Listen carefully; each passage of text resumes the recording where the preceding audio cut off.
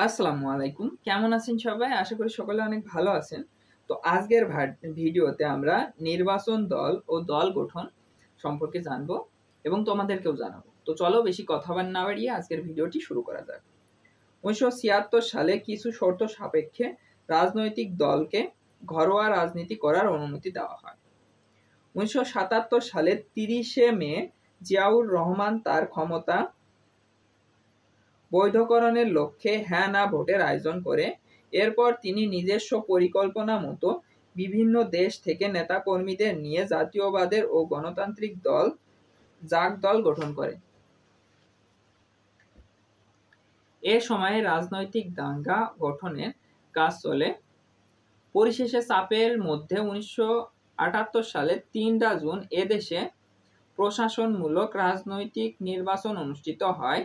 নির্বাচনের লক্ষ্যে দুটি জোট গঠিত হয়। একটি ছিল জিয়া প্রতিষ্ঠিত জাগ দল, আরেকটা নেতৃবৃন্দ জাতীয় পার্টি ফ্রন্ট, অপরটি ছিল বাংলাদেশে আওয়ামী লীগের নেতৃত্ব গণতান্ত্রিক ঐক্য জোট।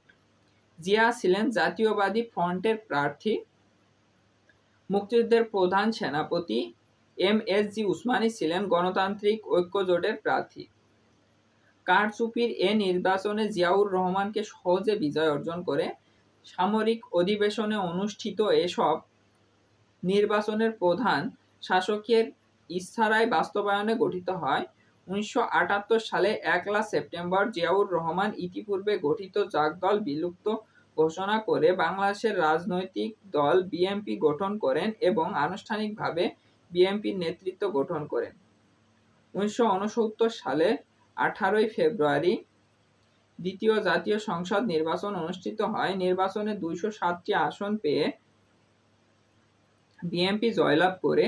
উক্ত সংসদে ১৯৭৫ সালে ১৫ আগস্ট থেকে ১৯৭৯ সালের ৬ এপ্রিল পর্যন্ত যে সকল সামরিক বিধি সংবিধান